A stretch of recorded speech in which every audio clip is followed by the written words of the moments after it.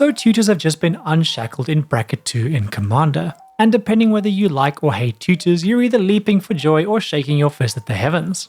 Despite being someone who doesn't play a whole lot of tutors, I think this is actually a very good thing, and in this video I'm going to try and sell you my grand vision for a tutor-fueled utopia in bracket 2, so that you can dislike these changes a little bit less, or so that you, my dear tutor lovers, can use my grand sales pitch to convert your non-believer friends. Now before I go all Wolf of Wall Street on you, if you haven't seen all these changes, I've linked to the full article in the description. But to give you the short version, the Commander format panel has just announced a bunch of changes to the Commander bracket system, and for bracket 2 specifically, have removed the previous rule that limited decks to only a few tutors.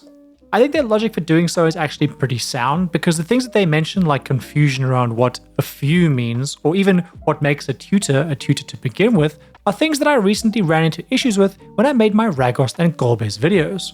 Both decks that relied on tutors in bracket 2, and both decks that raised some eyebrows in the comments around the type or number of tutors I employed. When making these videos, I thought of a few as around 5 or less. Some challenged that, saying that it was at most 3. If we then go to Google to get some objective answers, we're met with, well, you can see for yourself. Is it 2, 3, 4, 5, and what's the difference between few and a few? The more I looked, the worse it got, and that's as a native English speaker. What if English was my second language? It's all clear as mud. And what makes a tutor a tutor? Is there any card that searches for something specific from our library? If that's the case, is rampant growth a tutor? I imagine most would say that it's definitely not, because it just fetches us a land. But is crop rotation then a tutor? I imagine most would say that it definitely is, because it fetches non-basic lands, and that can get us some pretty crazy stuff, like a Gaia's Cradle, an Ancient Tomb, or a Field of the Dead. Okay, I think I'm getting it. But what about a Nature's Law then? It allows me to fetch something like a Mystic Sanctuary, which we can use to recur a game-winning spell. That's also both specific and powerful. Does that make it a tutor like crop rotation, or not a tutor like rampant growth? See, these definitions can get all kinds of tricky, and that's if we're an experienced player. If we put ourselves in the shoes of a brand new player, which is ironically exactly the type of player that finds themselves brewing and playing in bracket 2 to begin with, things get very difficult very fast. So I think the Commander format panel's justifications for removing this complexity is good. I also think that their logic that the most powerful tutors will be kept in check because powerful combos and effects are gated to bracket 3, and that the most powerful tutors will be gated by the Game Changers mechanic is also very sound. So this is the Commander format panel's grand propaganda for why we shouldn't all be losing our minds because tutors have been unleashed on bracket 2. Tutor haters will however tell us that losing our minds is indeed the exact thing that we should be doing, and they have their reasons. Not to oversimplify, but I think that most of these can be boiled down to 2 main things. The first is that tutors are against the singleton spirit of Commander, and the second is that they are broken, anti-fun, and ruin games. In short, that they are too powerful, especially for lower strength or more casual style games. The first sentiment is often a view shared by deeply entrenched Magic players who have played Magic for as long as you've been alive, and I completely understand where they're coming from. It is, however, a sentiment that's tied to the past, in a time when Commander was EDH, and when the format was a side dish for most people. People who spent the majority of their time playing competitive formats like Standard, where they were tuning in, testing the limits of their competitive decks by day, and looking for whimsy in their wacky and silly EDH decks by night. But times have changed.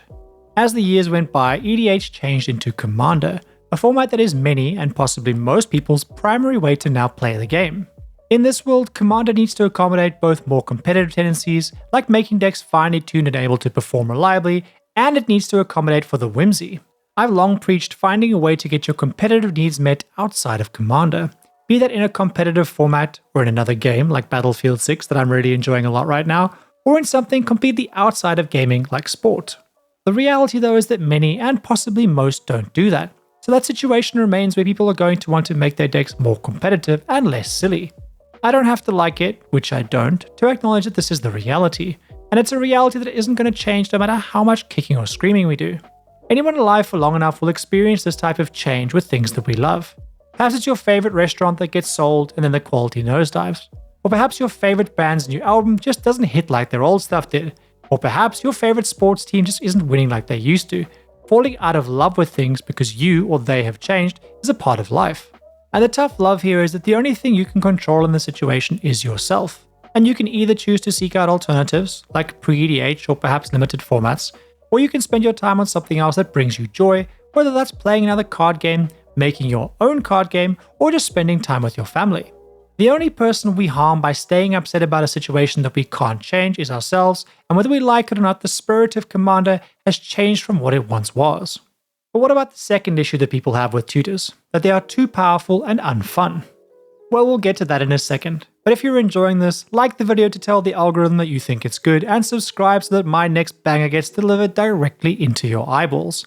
For real though, I passively watch so many videos and forget to like when I absolutely love what I've watched, but I know the engagement makes a huge difference, so I'm trying to change my habits, and you should too. Okay, so I look forward to some healthy debate in the comments, but my view is that tutors are not inherently broken, unfun, or powerful by themselves.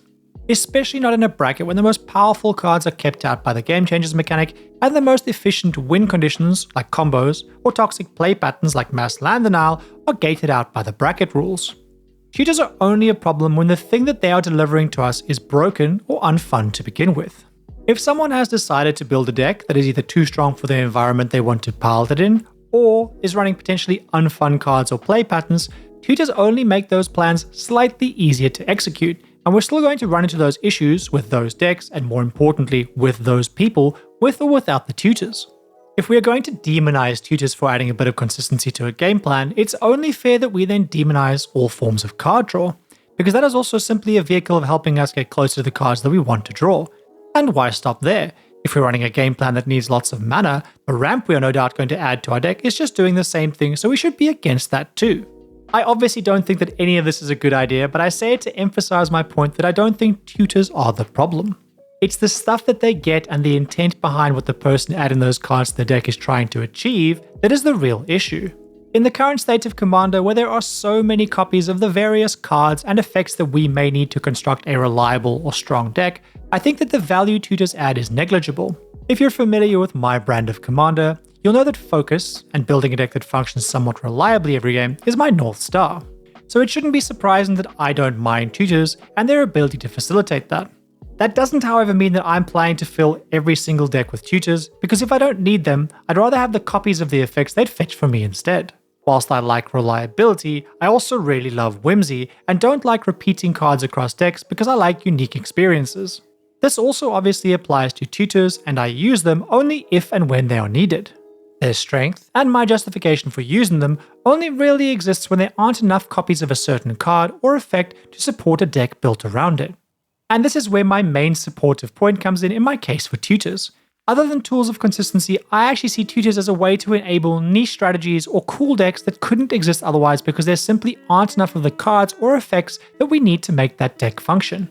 Both my Ragost and Golbez decks are great examples of this. Ragost is heavily reliant on the Nuka-Cola vending machine, and without some very janky ways of tutoring for it, the deck would struggle to build up the critical mass that it needs to assemble a threatening win condition.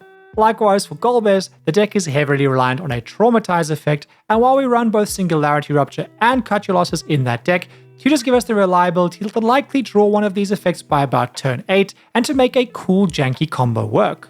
Neither of these decks are overly powerful for their bracket, but neither would function well enough were it not for the tutors. These tutors enable a deck and an experience for me and my friends that simply wouldn't exist otherwise, and I think this is a very good thing. While these are examples of mine, yours could be tutors like Time of Need, giving you the ability to finally make your Rhinoceros typal deck of your dreams, an archetype that has some support, but likely not enough to create a competitive bracket 2 deck in most cases. And it's on that note that I'll wrap up. Like most things in the game of Magic, whether one likes or dislikes tutors often comes down to what we personally find fun. And I think that the potential doors unlocked by tutors in bracket 2 and the potential fun and potential whimsy created far outweighs their potential for abuse. Because ultimately, the bad actors can already be a bad actor without tutors, and any misalignments that we have as players in our playgroups are already going to exist without the tutors. In fact, tutors will bring them to the surface faster, which means that as adults we can address them and have healthier games of Commander. Right? Well, a frog can dream.